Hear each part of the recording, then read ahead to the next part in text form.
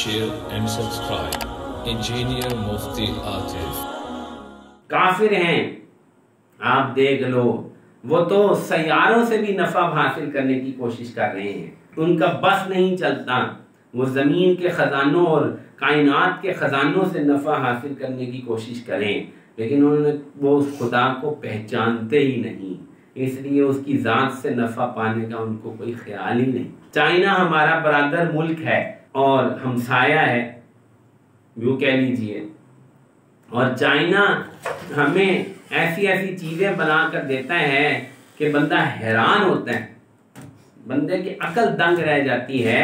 کہ وہ ایسی ایسی نفع کی چیزیں بناتے ہیں کہ آدمی کا ذہن بھی کبھی اس طرف نہیں گیا ہوتا، ایسی چیز بنا دیتے ہیں، ایسا دماغ ان کو اللہ نے دیا ہے، وہ بیٹھے ہیں اس کام کے، پیسے کما رہے ہیں، دنیا کا نفع کما رہے ہیں، تو بہت عجیب عجیب چیزیں بناتے ہیں، بہت عجیب عجیب، اور ایسی ایسی چیزیں بناتے ہیں جس سے بیک وقت کئی کئی فائدے انسان کو حاصل ہو جاتے ہیں، لیکن چونکہ وہ دہریے ہیں، وہ اللہ کو جانتے ہی نہیں، ان کو اللہ کا تعارف ہی نہیں، اس لیے ان کی زندگی کا ساری دوڑ بس اس مادی چیزوں سے نفع اٹھانے پر تک محدود ہے، اس سے آگے وہ نہیں جانتے۔ تو مومن کا یہ کام ہے کہ وہ اپنی اللہ، اپنے رب، اپنے خالق اور مالک کی ذات سے رابطہ کر کے اس کی ذات، اس کی رحمت، اس کے خزانوں کا نفع حاصل کرے۔ یہ مومن کا مقصد حیات ہے، خالق سے تعلق ہونا،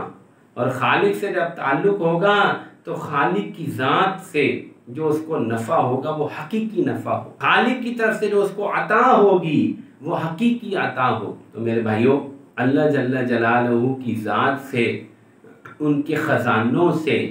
نفع پانے کا ایک ہی طریقہ ہے، زیادہ نہیں ہے، ایک ہی طریقہ ہے، اور وہ طریقہ ہے اعمال۔ وہ طریقہ کیا ہے؟ اعمال۔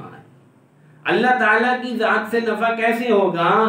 اس کے بتلائے ہوئے، اس کے رسول کے بتلائے ہوئے اعمال سے یہ نفع ہوگا۔ ان اعمال کو اختیار کریں گے تو یہ نفع حاصل ہوگا، اور اگر ان اعمال کو اختیار نہیں کریں گے تو یہ نفع حاصل نہیں ہوگا۔ تو گویا کہ نقطے کی بات یہ ہے کہ اپنے رب، اپنے آقا، اپنے مالک اور اپنے مولا سے تعلق کے لیے، اس کی ذات سے نفع پانے کے لیے ایک ہی چیز ہے، وہ اعمال ہیں جو سب کر سکتے ہیں۔ دیکھو، وہ سب کا خالق ہے، وہ سب کا مالک ہے، اس نے اپنی ذات سے نفع پانے کی جو ترکیب اور ترتیب بتائی ہے وہ ہر بندے کے بس میں ہے۔ دنیا کے لوہے کے، لکڑی کے، پیتل کے، پلاسٹر آف پیرس کے، اور بہت ساری نئی نئی جپسم کے اور بڑی بڑی قیمتی سونے چاندی کی دھاتوں کے نفع پانے سے انسانیت کی اکثریت محروم ہے، ان کے پاس وہ وسائل ہی نہیں کہ وہ اس سے نفع حاصل کر سکیں۔ وہاں پر دولت چاہیے، عہدہ چاہیے، مقام چاہیے، اللہ کی ذات سے نفع حاصل کرنے کے لیے اعمال کی ضرورت ہے، وہ ہر کوئی کر سکتا ہے، ہر کوئی کر سکتا ہے، مرد بھی کر سکتا ہے، عورت بھی کر سکتی ہے، بوڑھا بھی کر سکتا ہے، جوان بھی کر سکتا ہے، بچہ بھی کر سکتا ہے۔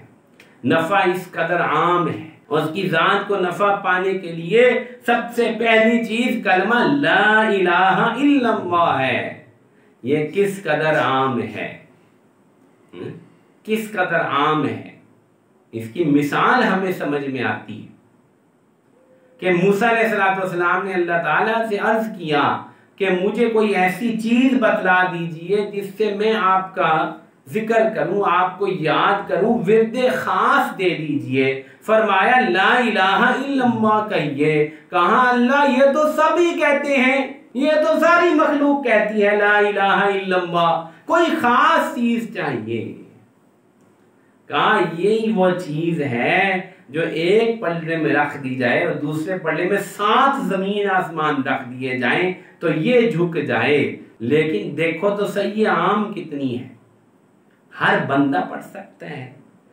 نبیوں کے لیے بھی یہی، ولیوں کے لیے بھی یہی، صحابہ تابعین تبع تابعین کے لیے بھی یہی، سب کے لیے یہی لا الہ الا اللہ، لا الہ الا اللہ۔ جو اس کلمے کو جتنا پڑھے گا اتنا ہی اللہ کی ذات سے نفع پائے گا۔ ہاں، کتنی عام کر دی انہوں نے یہ نعمت۔ اور حضرت شیخ الحدیث زکریا رحمہ اللہ نے اسی حدیث کے ذیل میں فائدے میں تحریر فرمایا کہ سنت اللہ ہمیشہ سے جاری ہے کہ جو چیز جتنی زیادہ نفع کی ہوگی اللہ اسے اتنا ہی عام کریں گے۔ پانی اور ہوا کو دیکھ لو، ساری مخلوق کو اس کی ضرورت ہے، اللہ نے کس قدر عام کر رکھا ہے، پانی ہر جگہ ملتا ہے، ہوا ہر جگہ موجود ہے۔ اسی طرح اللہ کی ذات سے نفع پانے کے لیے لا الہ الا اللہ ہے، وہ ہر ایک کے لیے ہے، جو بھی چاہے پڑھ لے، جو بھی چاہے اس کا ورد کرے، جتنا ورد کرے گا اتنا ہی اللہ تعالیٰ کا قرب پائے گا۔